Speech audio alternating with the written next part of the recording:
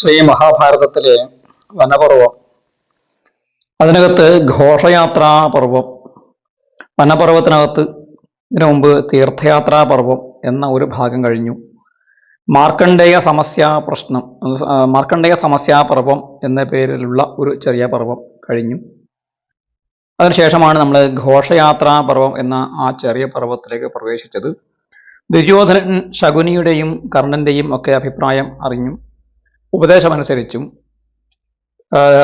ദ്വൈതവനത്തിലുള്ള ഹസ്തനാപുരിയിലുള്ള കൗരവംശത്തിൻ്റെ ഘോഷങ്ങളെ, വ്രജപ്രദേശങ്ങളെ സന്ദർശിക്കാനെന്ന വ്യാജേന അവിടെയുള്ള അവരുടെ പശുസമ്പത്ത്, ഗോസമ്പത്തിനെ കണക്കെടുക്കാൻ എന്ന വ്യാജേന ധൃതരാഷ്ട്രരുടെ അനുവാദം വാങ്ങിയിട്ട് പാണ്ഡവരെ കാണുക, പാണ്ഡവരുടെ കഷ്ടതകൾ കണ്ട് സന്തോഷിക്കുക, ആനന്ദിക്കുക, തങ്ങളുടെ പ്രൗഢിയും തങ്ങളുടെ ഐശ്വര്യവും അവരെ കാണിപ്പിച്ച് അവരെ ദുഃഖിപ്പിക്കുക, ഈ ഉദ്ദേശത്തോടു കൂടി, ദുരുദ്ദേശത്തോടു കൂടിയിട്ട് ദ്വൈതവനത്തിലേക്ക് പ്രവേശിക്കുകയാണ്. അവിടെയുള്ള ആ ദ്വൈതവനത്തിന് സമീപത്താണ് അവരുടെ ഘോഷങ്ങളുള്ളത്. അവരുടെ ആ തൊഴുത്തുകളിലുള്ള ആയിരക്കണക്കിന് വരുന്ന പശുക്കളുടെ കണക്കെടുപ്പ് അവർ നടത്തുകയാണ് ഗോപന്മാരുടെ സഹായത്തോടു കൂടിയിട്ട്. അങ്ങനെ പശുക്കൾ എത്രയുണ്ട്, പശുക്കുട്ടികൾ എത്രയുണ്ട്, 3 വയസ്സ് തികഞ്ഞ പശുക്കുട്ടികൾ എത്രയുണ്ട് എന്നൊക്കെയുള്ള വിശദമായ പട്ടിക തയ്യാറാക്കി ഇതിൻ്റെ കണക്കെടുപ്പൊക്കെ അവർ ഭംഗിയായിട്ട് നടത്തി. അത് രാജാക്കന്മാർ ചെയ്യേണ്ടത് തന്നെയാണ്. ഇതൊക്കെ ചെയ്തതിന് ശേഷം അവർ ഗോപന്മാരായിട്ടുള്ള ആളുകൾ അവിടെ പാട്ട് പാടുന്നവരും നൃത്തം ചെയ്യുന്നവരൊക്കെ ഉണ്ടായിരുന്നു. പ്രസിദ്ധമാണ് ഗോപന്മാരുടെ പാട്ടുകളൊക്കെ. ശ്രീകൃഷ്ണനൊക്കെ ഈ രീതിയിലൊക്കെ ജീവിച്ച ആളാണല്ലോ. അങ്ങനെ അവരുടെ സ്ത്രീകളുടെ പാട്ട്, നൃത്തം ഒക്കെ കണ്ടു, ആട്ടവും അതുപോലെ പാട്ടുമൊക്കെ കണ്ട് അവർക്ക് സമ്മാനങ്ങളൊക്കെ കൊടുത്ത്, അന്നപാനാദികളൊക്കെ കൊടുത്ത് സന്തോഷിപ്പിച്ചു. പിന്നീട് ഇവർ നായാട്ട് നടത്തി പന്നികളെയും മഹിഷങ്ങളെയും തരക്ഷു, ഗവയം മുതലായിട്ട് മൃഗങ്ങളെയൊക്കെ നായാടി കൊല്ലുകയും കുറേ എണ്ണത്തെ പിടിക്കുകയൊക്കെ ചെയ്തുകൊണ്ട് അങ്ങനെ സന്തോഷമായിട്ട് കഴിഞ്ഞു. പിന്നെ വനങ്ങളിൽ, ഉപവനങ്ങളിലുമൊക്കെ തന്നെ പാട്ടുപാടി വിഹാരം ചെയ്തു സ്ത്രീകളോടൊപ്പം. ഈ സമയത്ത് യുധിഷ്ഠിര മഹാരാജാവ് സഹോദരങ്ങളോടൊപ്പം പാഞ്ചാലിയോടൊപ്പം ആ ദ്വൈതവനത്തിലുള്ള പ്രസിദ്ധമായ സരസിന്റെ കരയിൽ ഒരു യാഗം, ഒരു ക്രതു അദ്ദേഹം അനുഷ്ഠിക്കുന്നുണ്ടായിരുന്നു. സാധ്യസ്കം എന്നു പേരുള്ള ഒരു രാജഋഷി യജ്ഞമായിരുന്നു അത്. രാജാക്കന്മാർ ചെയ്യേണ്ടതായ യജ്ഞം അദ്ദേഹം ചെയ്തുകൊണ്ടിരിക്കുകയായിരുന്നു. ഈ സമയത്താണ് അതിൻ്റെ ആ ദ്വൈതവനത്തിലേക്കുള്ള പ്രവേശന കവാടത്തിൽ ഈ ദുര്യോധനാദികൾ എത്തിച്ചേരുന്നത്. ദുര്യോധനൻ ഭൃത്യന്മാരോട് പറഞ്ഞു, നിങ്ങൾ ഇവിടെ ഈ കാട്ടിനകത്ത് ഒരു നൃത്തമണ്ഡപം ഉണ്ടാക്കണം, അവിടെ വെച്ച് നമുക്ക് വിസ്തരിച്ചിട്ടുള്ള ഈ ആഘോഷങ്ങളൊക്കെ ചെയ്യാം എന്ന് പറഞ്ഞു. ഭൃത്യന്മാർ അതിനുവേണ്ടി പുറപ്പെട്ടു. ആ സമയത്ത് അവിടെ തയ്യാറെടുപ്പുകൾ നടത്താൻ വേണ്ടിയിട്ട് ദുര്യോധനന്റെ പടയാളികൾ ദ്വൈതവനത്തിൻ്റെ ആ പ്രവേശന കവാടത്തേക്ക് പ്രവേശിക്കുമ്പോൾ അവിടെ ഈ സരസിൽ ക്രീഡിക്കാൻ വേണ്ടിയിട്ട് അനേകം ഗന്ധർവന്മാർ വന്നിട്ടുണ്ടായിരുന്നു. ഗന്ധർവ രാജാവായ ചിത്രസേനനും അദ്ദേഹത്തിൻ്റെ പത്നിമാരായിട്ടുള്ള ആളുകൾ, കുബേര ഭവനത്തിൽ നിന്ന് വന്ന അനേകം ഗന്ധർവന്മാർ, ദേവന്മാർ, അപ്സരസ്സുകൾ, അവരുടെ മക്കളൊക്കെ ചേർന്നതായ വലിയൊരു സംഘം അവിടെ ആ സരസിൽ ക്രീഡ ചെയ്യാൻ വേണ്ടി വന്നതായിരുന്നു. അവർ ദുര്യോധനന്റെ ഭടന്മാരെ തടഞ്ഞു നിർത്തി. അങ്ങനെ ഭടന്മാർ തിരിച്ച് ദുര്യോധനന്റെ അടുത്തേക്ക് വന്ന് കാര്യം പറഞ്ഞു, ഗന്ധർവന്മാർ തടഞ്ഞതായിട്ട് പറഞ്ഞു.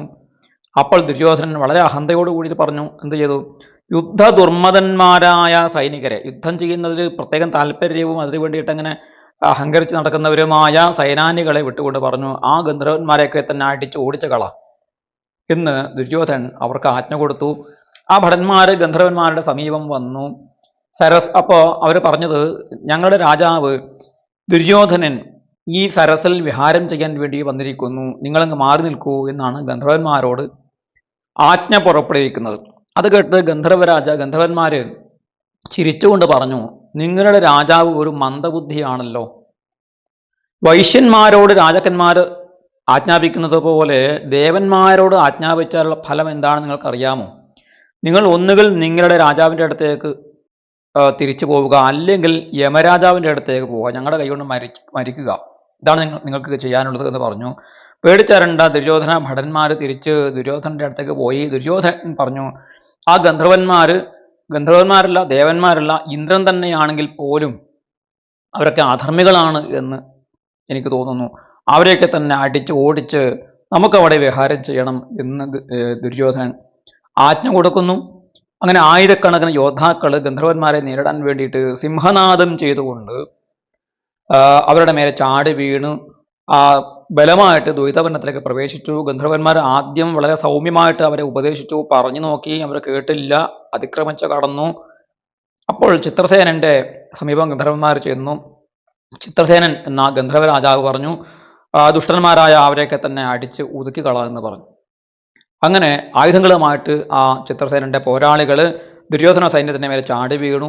സൈനികർ വീണ്ടും പരാജയപ്പെട്ട് ഓടി ദുര്യോധനന്റെ അടുത്തേക്ക് വന്നു.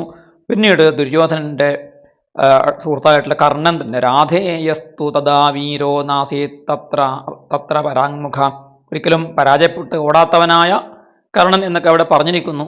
എങ്കിലും മുമ്പും അതിനുശേഷമൊക്കെ തന്നെ കർണൻ യുദ്ധത്തിൽ ഓടിയിട്ടൊക്കെ ഉണ്ട്.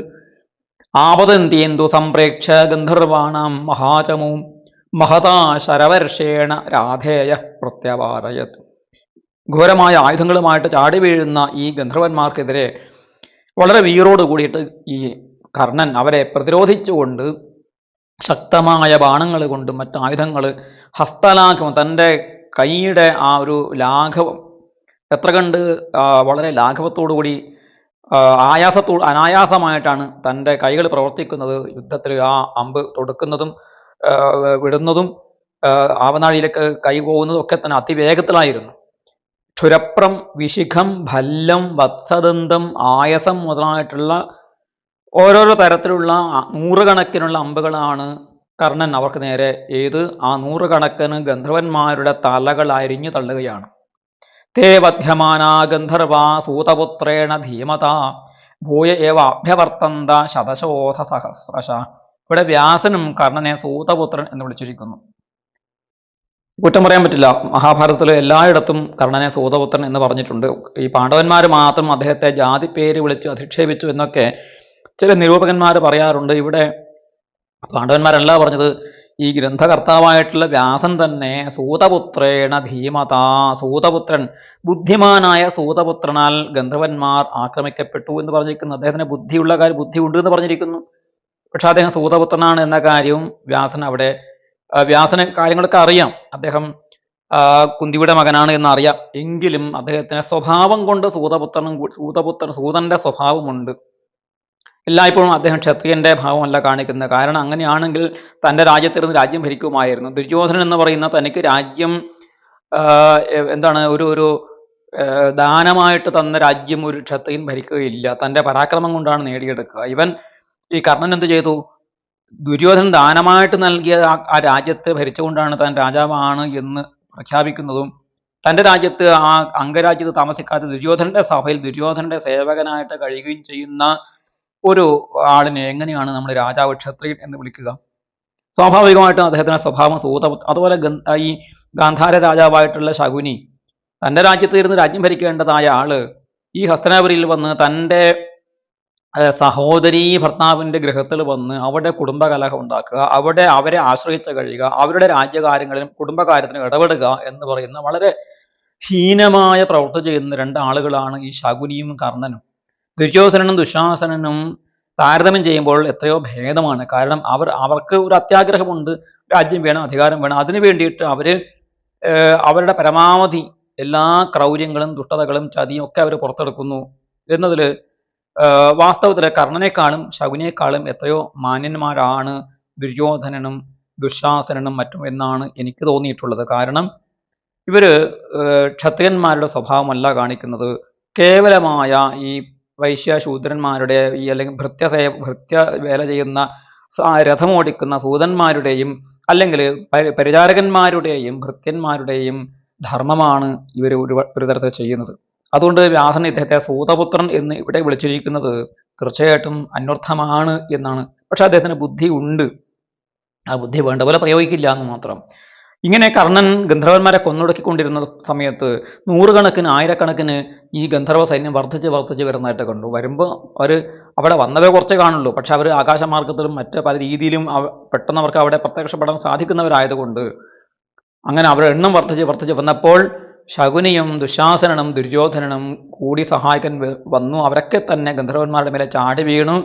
ഗരുഡ ശബ്ദമുണ്ടാക്കുന്ന അവരുടെ ഗംഭീരമായ തേരുകൾ കയറി ഗന്ധർവ സൈന്യങ്ങളെ അവർ കൊന്നു തള്ളാൻ വേണ്ടി തുടങ്ങിയാണ്. അങ്ങനെ ആ രഥസമൂഹം മുഴുവനും കർണനെ മുന്നിൽ നിർത്തിക്കൊണ്ട് ഘോരമായ ഒരു യുദ്ധത്തിന് തുടക്കം കുറിച്ചു. രോമഹർഷകമായ രോമാഞ്ചദായകമായ ഒരു യുദ്ധമാണ് ഉണ്ടായത്. ഗന്ധർവന്മാർ പീഡിതരായിട്ട് തലങ്ങും വിലങ്ങും അങ്ങനെ ഓടി പോവുകയും വീണ് മരിക്കുകയും ചെയ്യുമ്പോൾ ആ കൗരവ സൈന്യം അത്യുഗ്രമായ ഗർജനം ചെയ്തുകൊണ്ട് അങ്ങനെ മുന്നേറുന്നു. ഇങ്ങനെ ഒരു മുന്നേറ്റം അവർ നടത്തിയപ്പോൾ ചിത്രസേനന് വെറുതെ ഇരിക്കാൻ പറ്റില്ലല്ലോ. അദ്ദേഹം വളരെ അമർഷത്തോടുകൂടി മായാസ്ത്രം എന്ന ഒരു അസ്ത്രത്തെ പ്രയോഗിച്ചു. ആ മായാസ്ത്രം എന്ന് വെച്ചാൽ അത് മായാപ്രയോഗമാണ്. ആ മായാപ്രയോഗത്തിൽ കൗരവ സൈന്യം മോഹിച്ചു പോകുന്നു. അപ്പോൾ ഓരോ കൗരവ സേനാനിയും തനിക്ക് ചുറ്റും 10 പേര് യുദ്ധം ചെയ്യുന്നതായിട്ട് അവർക്ക് തോന്നും. ഒരാളോട് യുദ്ധം ചെയ്യുമ്പോൾ 10 പേരുണ്ടെന്ന് തോന്നിക്കഴിഞ്ഞാൽ എന്താണ് അവസ്ഥ? മാനസികമായിട്ട് തളരും, ശാരീരികമായിട്ടും തളരും. അങ്ങനെ കൗരവ സൈന്യത്തിന് ഈ ഗന്ധർവന്മാരുടെ മായാപ്രയോഗങ്ങൾ, മായാസ്ത്രം കൊണ്ട് മോഹിതരായിട്ട് അവര് യുദ്ധത്തിൽ വലിയ പരാജയം ഏറ്റുവാങ്ങാൻ തുടങ്ങി. ആദ്യം ജയിച്ച് മുന്നേറിയ ആളുകൾ, തെരഞ്ഞെടുപ്പിലൊക്കെ വോട്ടെണ്ണുന്ന സമയത്ത് അങ്ങനെയാണല്ലോ, ആദ്യം മുന്നിട്ട് നിന്ന ആളുകളൊക്കെ പിന്നീട് പുറകോട്ട് പോവുകയും അവരുടെ ലീഡ് കുറയുകയും തോൽക്കുകയൊക്കെ ചെയ്യാറുണ്ട്. ഇതുപോലെ പെട്ടെന്ന് ഇവർ തളരുകയും ഭയന്ന് നാലുപാടും ചിതറി ഓടാനും തുടങ്ങി. ആ സമയത്ത് കർണൻ ഒരു പർവ്വതം പോലെ ഉറച്ചു നിന്നുകൊണ്ട് പോരാടി. ദുര്യോധനും ശകുനിയും ദുശാസനും ഘോരമായിട്ട് ഗന്ധർവന്മാർക്കെതിരെ യുദ്ധം ചെയ്തു. ആ സമയത്ത് കർണനെ വധിക്കാൻ ഉദ്ദേശിച്ചുകൊണ്ട് ഗന്ധർവന്മാർ കർണനെ നാലുപാട് നിന്ന് വളഞ്ഞ് യുദ്ധം ചെയ്തു. ഒരാൾ കർണന്റെ ധ്വജം മുറിച്ചു, തേരിന്റെ ധ്വജം, കൊടിമരത്തെ മുറിച്ചു. ഒരാൾ കുട തകർത്തു. മറ്റൊരാൾ അദ്ദേഹത്തിന്റെ ഈ കുതിരയുടെ മുഖം മുറിച്ചു കളഞ്ഞു. മറ്റൊരാൾ കുതിരകളെ കൊന്നു. വേറൊരാൾ അദ്ദേഹത്തിന്റെ സാരഥിയെ കൊന്നു. ഇനിയിപ്പോൾ എന്താ കർണൻ ചെയ്യുക? തതോ രഥാതവപ്ലുത്യ സൂതപുത്രോസി ചർമ്മഭിർ വികർണരഥമാസ്ഥായ മോക്ഷായ അശ്വാനചോദയൽ. നമ്മൾ പ്രസിദ്ധമായ ഈ കാര്യം, ഈ ഒരു സംഭവത്തെ നമ്മൾ വിലയിരുത്തേണ്ടതുണ്ട്. കർണൻ ഒരു ശൂരപരാക്രമിയാണ്, മഹാവീരനാണ്, പരാജയം ഏറ്റുവാങ്ങാത്തവനാണ് എന്നുള്ള പൊതുവെയുള്ള കുട്ടികൃഷ്ണന്മാരെ പോലെയുള്ള ആളുകൾ കർണനെ ആരാധിക്കുന്നത് കർണന്റെ ശൗര്യം കണ്ടിട്ടാണ്. പക്ഷെ ഇവിടെ കർണന്റെ അവസ്ഥ എന്താണെന്ന് നോക്കൂ. സൂതപുത്രൻ തന്നെയാണ് തെളിച്ചു. തേരോട്ടത്തിൽ സമർത്ഥനാണ്. കാരണം എന്താ? തൻ്റെ രഥത്തിൽ നിന്നും ചാടി ഇറങ്ങി, തകർന്ന രഥത്തിൽ ചാടി ഇറങ്ങി വികർണൻ എന്ന് പറയുന്ന ദുര്യോധനന്റെ സഹോദരനായ വികർണന്റെ രഥത്തിലേക്ക് ചാടിക്കയറി വികർണനെ തള്ളി താഴെ ഇട്ടോ എന്ന് അവിടെ പറയുന്നില്ല. ഏതായാലും അദ്ദേഹം ആ രഥത്തിന്റെ നിയന്ത്രണം ഏറ്റെടുത്തുകൊണ്ട് ആ കുതിരകളെ ഓടിച്ചു. എങ്ങോട്ട്? ഗന്ധർവന്മാരുടെ നേരേക്കല ഓടിച്ചത്. ഹസ്തനാപുരി ലക്ഷ്യമാക്കിയിട്ടാണ് കർണൻ പലായനം ചെയ്തത്.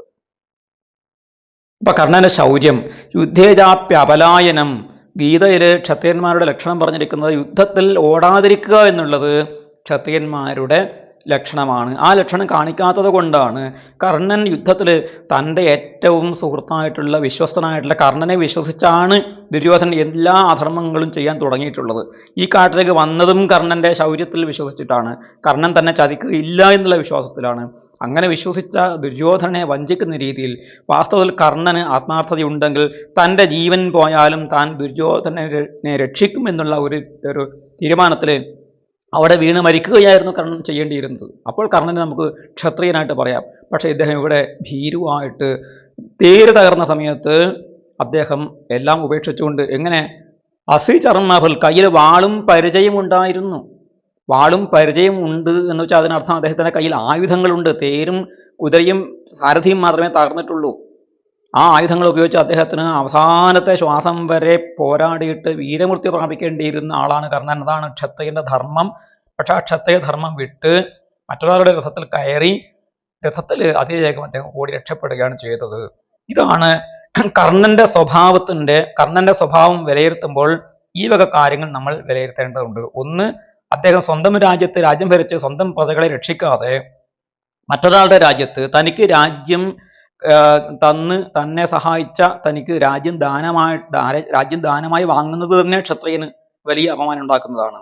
ദാനമായി കിട്ടിയ രാജ്യം തനിക്ക് തന്നവനായ തന്നോട് കാരുണ്യം കാണിച്ച തന്നെ അനുഗ്രഹിച്ചവനായ ആ ദുര്യോധനന്റെ ഒരു ഭൃത്യനായിട്ട് സേവ ചെയ്യുക, അദ്ദേഹത്തിന് ദുർമന്ത്രണം ചെയ്ത് ദുരുപദേശം ചെയ്ത് അദ്ദേഹത്തെ കൂടി പടുകുഴിയിൽ ചാടിക്കുക, അദ്ദേഹത്തിന് ജീവാപായം വരുന്ന സമയത്ത്, പ്രാണന് അപകടം വരുന്ന സമയത്ത് അദ്ദേഹത്തെ യുദ്ധഭൂമിയിൽ ഉപേക്ഷിച്ചുകൊണ്ട് തൻ്റെ ജീവൻ രക്ഷിക്കാൻ വേണ്ടിയിട്ട് ഓടി രക്ഷപ്പെടുക എന്നുള്ള ഏറ്റവും നികൃഷ്ടമായ കാര്യം ചെയ്ത ആളാണ് കർണൻ എന്ന കാര്യം നമ്മളിവിടെ കൃത്യമായി ഓർക്കേണ്ടതുണ്ട്. ഈ വരികളും ഈ സന്ദർഭവും കൃത്യമായി മഹാഭാരതത്തിൽ നമ്മൾ ഓർത്തു വെക്കേണ്ടതുണ്ട്. കർണന്റെ സ്വഭാവം എന്താണ്, വ്യക്തിത്വം എന്താണ് എന്ന് കാണിക്കുന്നതാണ് ഈ കാര്യം. കർണൻ അങ്ങനെ ഓടിയപ്പോൾ മറ്റു സൈന്യങ്ങളും ഓടാൻ തുടങ്ങി. ദുര്യോധനൻ അങ്ങനെ അവശനായിട്ട് ആ യുദ്ധത്തിൽ പരാജയം ഏറ്റുവാങ്ങുന്നതായിട്ട് കാണാം. എന്താണ് പിന്നീട് ദുര്യോധനന് സംഭവിച്ചത്, എന്താണ് ദുശാസനന് സംഭവിച്ചത്, എന്താണ് കൂടെയുള്ള സ്ത്രീകൾക്ക് സംഭവിച്ചത്, അവിടെ എങ്ങനെയാണ് പിന്നീട് അവർ രക്ഷപ്പെട്ട് വന്നത് എന്ന കാര്യം നമുക്ക് ഇനി നോക്കാം.